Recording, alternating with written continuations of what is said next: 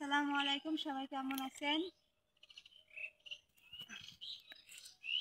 আজকে অনেকদিন পরেই মনে করেন যে ভিটাতে আসলাম। এখন আর আসতে মনে চায় না, যেহেতু মনে করেন যে এখানে খুবই গাছপালা ছিল, আপনারা অনেক ভিডিওতে দেখছেন।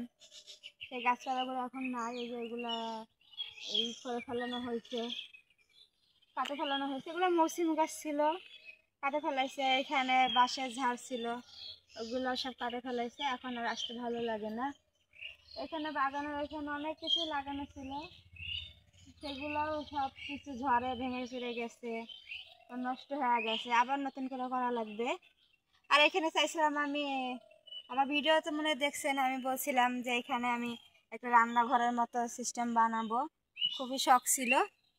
তার যেহেতু এটা আমার বাসা থেকে কিন্তু অনেকটাই দূরে, তার মনে করো পানিরও এখানে পানির কোনো ব্যবস্থা নাই, সব কিছু বাসা থেকেই আনা লাগবে। সেইখানে আর ভাবলাম যে না থাক, এখানে আর করবো না, বাড়িতেই করি রান্না বাড়া। তো অনেকদিন পরেই আসলাম। আর যে সিম গাছটা কত সুন্দর, এই সিম গাছটা উঠছে চালের ঘরে। কিন্তু দেখে আসি সিম গাছটার কী অবস্থা, অনেকদিন আসা যেতে হয় না। আর অনেকদিন মনে করো ভালো লাগে না এখন আর আসতে, কেন আগের মতো সুন্দর পরিবেশ নাই। আগে যখন আসলে ভালো লাগতো, সবুজ চারপাশে ঘেরা ছিল, আর এখন তা সেটা নাই। এইটাই, আর কি করবো।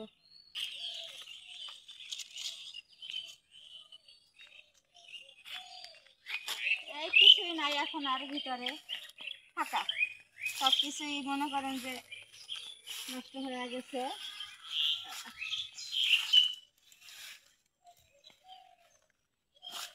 এখানে কত গাছ ছিল, কত ছিল, এখন কিছুই নাই।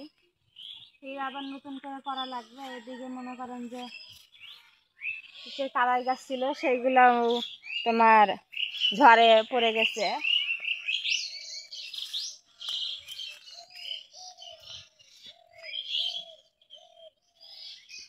ভাবলাম যে একটু দেখে আসি কি অবস্থা। এখন আর ভালো লাগে না আসতে, তাই আসি না।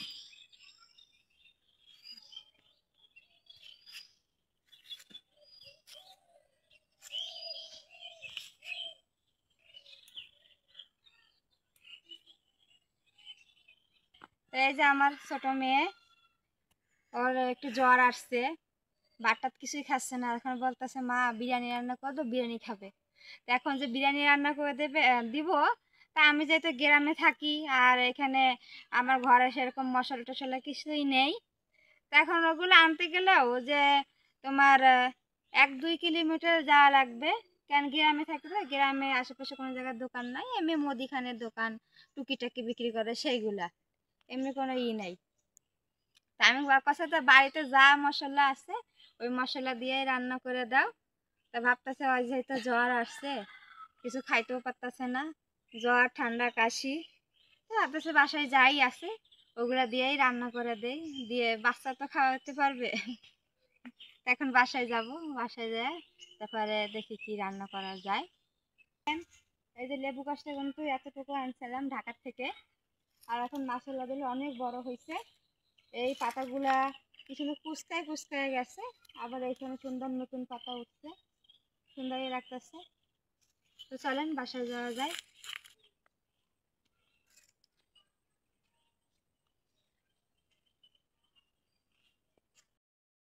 আসলাম, আসে বাচ্চারা প্রাইভেটে পড়তে গেল। আর যেহেতু সন্ধ্যার আগে গেছিলাম, তাই গরু বকরি হাঁস মুরগি এগুলো সব ঠিকঠাক করে থুয়েটে ভাবলাম যে এখন রান্নাটা করি। রান্না করতে করতে আসি কিন্তু অনেক সন্ধ্যা হয়েছে, রাত হয়ে যাচ্ছে। আর বাইরে আর রান্না বসাচ্ছি না, এখানে রান্না করি, কারণ এখানে লাইট আছে, বাইরে লাইট নেই। তো এখন রান্নাটা শুরু করবো, চুলাটা ধরাই দিব।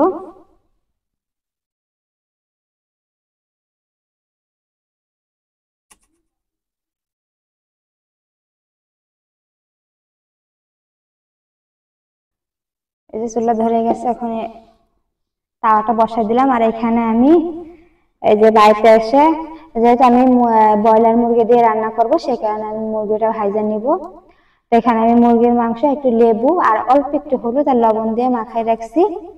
আর এখানে কিছু আলু নিচ্ছি, যেহেতু আমার আলু অনেক পছন্দ আমার মেয়েদের, আমি আলুটা আগে ভাজে নেব।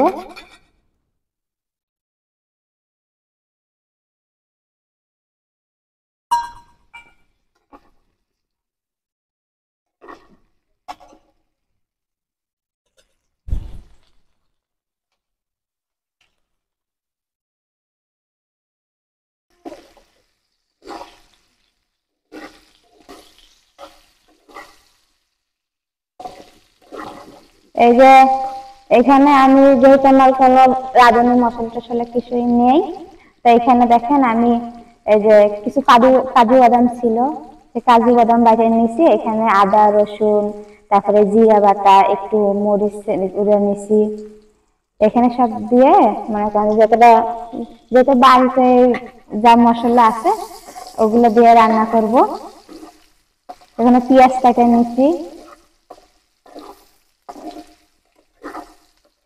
মানে বিরিয়ানি রান্না করলে অনেক ধরনের মশলা দিতে হয় সেটা জানি, কিন্তু এখন আমার কাছে এত মশলা নেই, যেহেতু আনতে গেলে অনেক সময় লাগবে। আমি মেয়ে খাইতে চাইতেছে, তাহলে বাড়িতে যা আছে ওই মশলা দিয়ে রান্না করে দিই। একদিন আপনাদের একটা গল্প বলি। তখন আমার বিয়ে হয়নি, আর আমার মা তখন বেঁচে ছিল। তা রোজার সময় তা মারা বলতেছে কি, মা ঈদের দিন কেরা বিরিয়ানি রান্না করবা। তা মা কি করছে, তখন কিন্তু এই যে ধরেন এখন তো রাঁধুনি মশলা অনেক কিছু ধরনের মশলা বাড়াইছে, তখন মা কি করছে, ঘরে যে মশলা গুলা সেই মশলা দিয়েই বিরিয়ানি রান্না করছে। আর এত সুন্দর স্বাদ হইছে সে বিরিয়ানি, আমি আর আমার মেজো বোন মনে করেন যে দিনে যে কতবার খাইছি বিরিয়ানি তার হিসাব নেই, যে এত সুন্দর টেস্ট হয়েছিল আর অনেক মজা হয়েছিল। আর এখন সেই কথা মনে পড়ে যায় যে মায়ের হাতে রান্না কত বছর হয়েছে খাই না, অনেক আফসোস লাগে যে মা যদি এই নুন ঝাল দিয়েও রান্না করে, তার সন্তানের কাছে কিন্তু সে মায়ের হাতে রান্না মতো অন্য রান্না কিন্তু স্বাদ হয় না। আলুগুলো এই যে ভাজা নিয়েছি, ভাজা হয়েছে, এখন আলুগুলো তুলে নিব।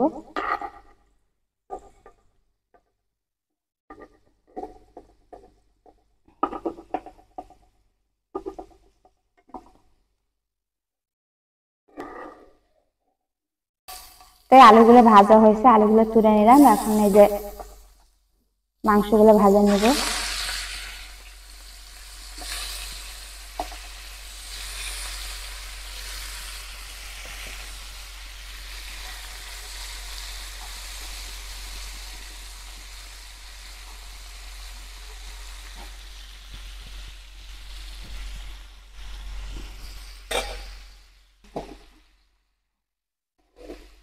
আজকে দেখেন মানে আমি কিন্তু আমার মায়ের ছোট মেয়ে ছিলাম, আমারও কিন্তু অনেক ভালোবাসতো আমার মা। যখন যেটা বলতাম যে মা এখন আমি এই জিনিসটা খাবো, তা যত রাত হোক ওই জিনিসটা রান্না করে খাওয়াইতো, তারপরে ঘুমাইতো। এত আদরের মেয়ে ছিলাম। আর এখন দেখেন আমার মা নাই, কিন্তু এখন আল্লাহ হয়তো এটা বুঝিয়ে দিছে যে এখন কিন্তু আমার দুইটা মেয়ে, মা বলে ডাকতে পারি। আল্লাহ সেই অনুযায়ী মনে করেন যখন আমার মেয়ে বড় মেয়ে হয়েছে 4 মাস বয়স, তখন আমার মা মারা গেছে। মানে তখন আমি এতটা হয়ে পড়ছিলাম যে মা না থাকার যে কারণে, আর জীবনে তো মানে মাকে ছাড়া কখনো থাকিই নেই, সেই বুঝে মানে আল্লাহ মনটাই সময় করে যে এই কারণে মানে তোমার মেয়ে হয়েছে। কারণ মেয়েকে আমি মা বলেই ডাকি। আর আমি চেষ্টা করি আমার যতটুকু সামর্থ্য আছে সেটা দিয়ে আমার মেয়েদের ইচ্ছা পূরণ করার। যখন যেটা বলে তখন সেটা করার চিন্তা মানে চেষ্টা করি। আর আল্লাহ পাক মাঝে মাঝে ভাবি যে মেয়ে হয়েছে শ্বশুর বাড়িতে দেওয়াই লাগবে, সেই কথা চিন্তা করে করে এখনই আমার মাঝে মাঝে যখন চিন্তা করি তখন নিজে নিজে মানে কান্না চলে আসে যে আর কত বছর মেয়ে তো বড়ই হয়ে গেল, শ্বশুর বাড়ি যাবে। চেষ্টা করে যে যতটুকু সম্ভব ততটুকু মেয়েদের দেওয়ার, যতটুকু সামর্থ্য। সব মা বাবাই চায় যে তার বাচ্চারা সুখে থাক, কিন্তু সবসময় তার সামর্থ্য থাকে না। আমরা ছোট থেকে বড় হয়েছি, দেখছি যে বাবা মা যে সময় যেটা চাইছি দেওয়ার চেষ্টা করছে, যদি নাও থাকছে টাকা পয়সা তা বলছে যে পরে দিব, তারপরে 1 দিন হোক 5 দিন হোক 10 দিন হোক তাও দিচ্ছে। তো চিন্তা করলাম যে এখন মেয়ে বলতেছে খাবে, যেহেতু থাক, হয়তো মশলা টশলা নাই থাক, যা আছে সেটা দিয়ে রান্না করে দেই, যাতে মেয়ে খাইতে চাইছে। অনেকে আমি বলবেন যে বিরিয়ানি কি এইগুলা দিয়ে রান্না করে, কত ধরনের মশলা দেয়, এটা সেটা দেয়। তা আমি জানি কি কি মশলা দিয়ে রান্না করতে হয়, তারপরে আমার যা যেরকম আছে আমি সেই দিয়ে রান্না করতেছি। আর আজকে করতে দেখেন আমি যে শাড়িটা পরছি, এটা কিন্তু আমার মায়ের শাড়ি। এই শাড়ি দুইটাই আমার মার, মনে করে যে মারা যাওয়ার আগে, মানে আমার মা রোজার ঈদে রোজার ঈদের পরে মারা গেছে, 10-15 দিন পরে। তখন রোজার ঈদের সময় আমার আব্বা দুইটা শাড়ি এনে দিছিল আমার মাকে। সেই শাড়ির একটা আর একটা ছিঁড়ে গেছে, আর একটা নাই। তা আমি শাড়িটা অনেক যত্ন করে রাখছি। আর আমার এই শাড়িটা পরলে মনে হয় যে আমার মা আমার পাশে আছে, আর আমার খুব ভালো লাগে এই শাড়িটা পরলে। আরো অনেক শাড়ি ছিল আমার মার, কিন্তু আমার কাছে দুইটা শাড়ি আছে। তা মায়ের সাথে যখন আমি শাড়ি পরি তখন আমি এই শাড়িটাই পরি।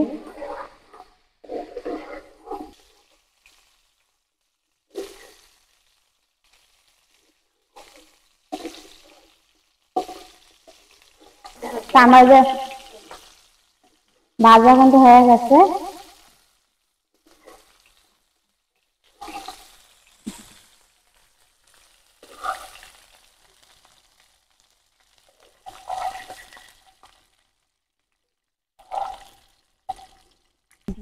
এই যে আমার গোস্তটা ভাজা হয়েছে, এখন আমি পেঁয়াজ ভাজা নেব।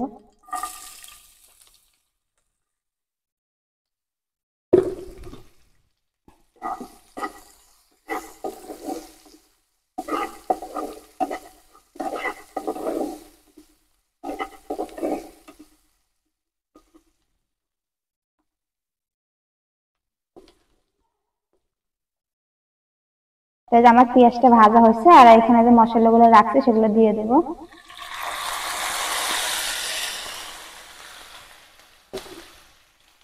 চুলায় এমন জাল জ্বলছে,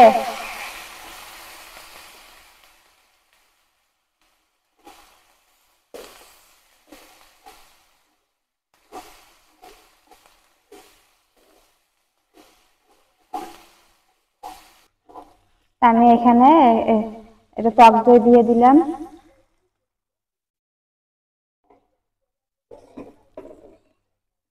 আর সামান্য একটু চিনি দিব।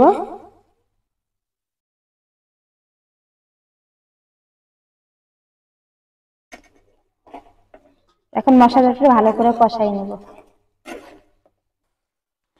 এই যে আমার মশলাটা কিন্তু কষানো হয়েছে, এখন আমি এই যে গোস্তগুলো দিয়ে আবার কষাবো।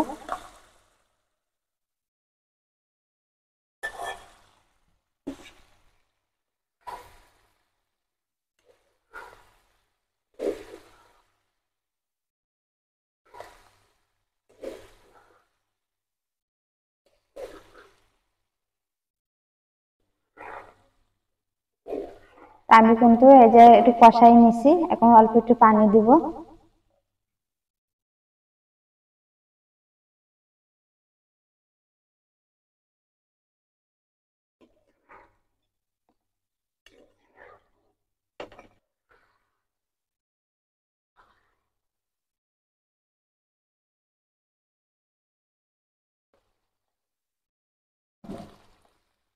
দেখেন আমার কিন্তু এই যে গোস্তটা রান্না করা হয়ে গেছে, এখন আমি এটা নামাই ফেলাবো।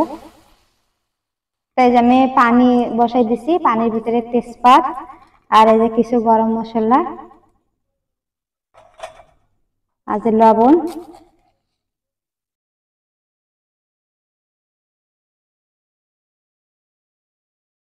আর একটু তেল দিয়ে দিব। তো এই যে দেখেন আমি কিন্তু এই পানিটা আমার বলক চলে আসছে, আর কিছু কাঁচামরিচ দিয়ে দিচ্ছি, আর একটু তেল দিয়ে দিচ্ছি, আর এই চালগুলো আমি ধুয়ে পানি ঝরাইয়ে রাখছি, এখন ওগুলো দিয়ে দিব।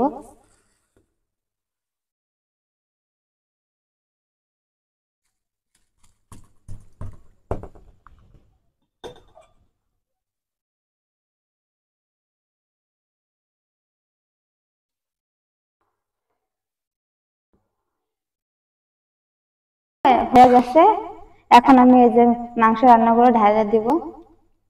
আর আমার কি হয়েছে জানি না, কদিন ধরে খালি পড়ে পড়ে যাচ্ছে।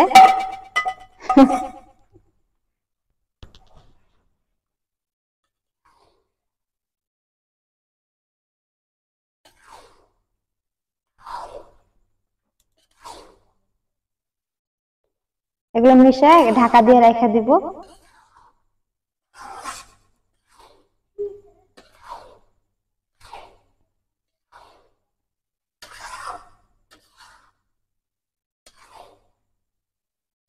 এই যে আমি ভালো করে মিশিয়ে এই ঢাকনা দিয়ে ঢেকে দিব, আর চুলার জাল বন্ধ করে দিছি, আস্তেই এখন হবে। দেখেন আমার রান্নাটা কিন্তু হয়ে গেছে। এই যে আমি কিন্তু চুলার আঁচেতেই রাখছি, আর কত সুন্দর একবারে ঝরঝরা হয়েছে।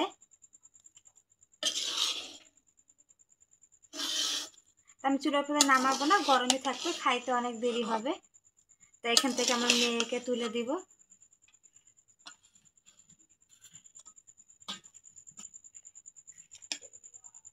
তো চুলার উপর এগুলো থাকে, আর এগুলো আমার মেয়েরা দিব খাইতে। যেহেতু খাইতে দেরি আছে, তো চুলার উপর থাকলে গরম থাকবে, আর গরম জিনিসটা খাইতে কিন্তু ভালো লাগে। এই যে আমার মেয়েকে আমি খাওয়াই দিচ্ছি। জ্বর আসছে, ঠান্ডা জ্বর কাশি, এখন সিজন বদলাচ্ছে তো। এই যে মনে করেন সারাদিন গরম, রাত্রে আবার এই ঠান্ডা, এই কারণে মনে করেন যে ঠান্ডা জ্বর, বাচ্চাত কিছুই খাচ্ছে না। সকালে মনে করেন যে কিছুই খায় না, সকালবেলা চা বানাই দিছি আমাকে, চা আর একটা বিস্কুটের অর্ধেকটা বিস্কুট খায় তারপর স্কুলে গেছে, আর ভাত পানি কিছু খাচ্ছে না। তা আমার ভিডিওটা যদি ভালো লেগে থাকে তাহলে একটা লাইক করেন, আমার চ্যানেলটা সাবস্ক্রাইব করে দিয়েন, আর আমার বাচ্চার জন্য দোয়া করেন যেন সুস্থ হয়ে যায়। আর আমার ভিডিওটা আজকে এই পর্যন্ত, কি সবাই ভালো থাকেন, সুস্থ থাকেন, আল্লাহ হাফিজ।